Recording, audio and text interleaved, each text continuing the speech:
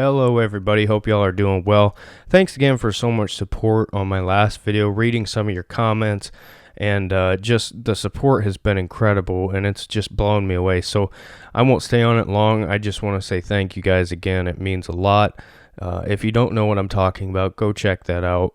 But I really do appreciate it. So anyway, getting into this news, so the rookie minicamp has kicked off for the Browns, and you're starting to see some clips and hear some headlines and stuff coming out of this, and I figured I would touch on it. Now, I will say this. Obviously, I'm not there, so it's not like you're getting this firsthand from me seeing it with my own eyes. This news has kind of trickled down, just stuff we've been hearing, some clips and stuff that you've seen, and I will say this, most of this stuff I heard from like Mary Kay and the Cleveland.com people. So, I mean, whatever you think about them, I personally think, it's fine. But some people, if it comes from them, they're like, oh, I don't want to hear it. But anyway, so first of all, let's start off with Anthony Schwartz. I've stated my case with him plenty of times. Just to recap quick, when we drafted him, I was really concerned, wasn't a fan of it. After watching some tape, not as concerned. Thought maybe his hands were better than I thought. Maybe he would be able to make progress. Really happy with his dedication and the work he's putting in. But out of these first few days at camp, the reports that I'm hearing is there's a lot of balls on the ground. And it's concerning is basically how I heard it. And Mary Kay essentially said, yeah, I have to ask the question to Coach Stefanski. And this is something that I was really hoping to hear the opposite because, like I said, my opinion of him has changed a tad bit, and I was hoping that it would just go completely the other way, and we'd hear, no, he looks good, you can tell he's making progress, might not be perfect, but it looks, he looks fine.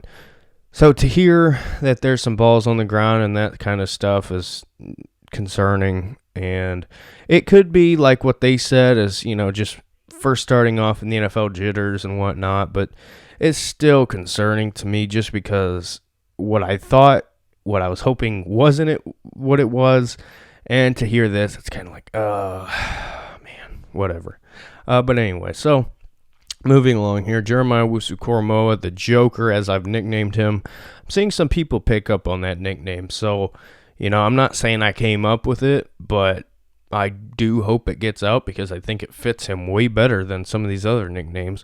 But anyway, so the report that you're hearing from there is he looks a lot smaller in person. Well, yeah, we've known this. I can't believe people are acting like you didn't know this. Like, this was one of the things talked about with him as a prospect because of his size and his versatility. Now, the Browns, they couldn't care less. They knew that. And I guess they're having him do a lot of different things, which is what was expected. When you look at the other linebackers on the team, they're not having them do nearly the same things as they're having the Joker do because he can do so much. And he seems to be picking up, just from some of the clips I've seen, he looks pretty good. But it's not like you're going to see anything big. So initial reporting there, not surprising, same stuff you expected to hear. And then with some guys like Richard LeCounte, the clips I've seen, he looks pretty good. And it's kind of the same thing I was talking about with Jordan Fuller there. He's a guy who was picked later, went to a big school with a lot of talent around him, really didn't get his chance to shine.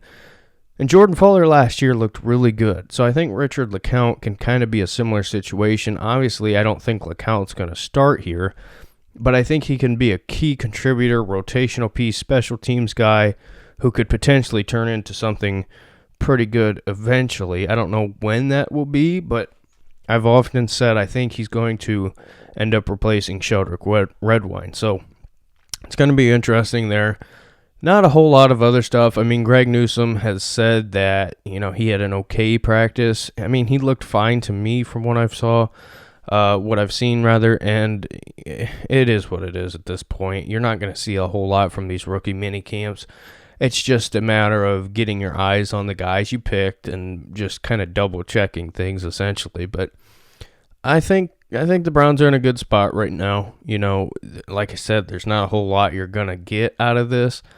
But from what you see now, I think everybody looks all right, other than, like I said, with Anthony Schwartz. That's concerning. But there's still a long way to go, and I think they're just learning how to use these draft picks because of the amount of talent that they brought in this offseason. Finding roles for these guys is really where it's at. So that's it for me. Let me know your thoughts. Are you shocked about anything you've seen from rookie minicamp so far?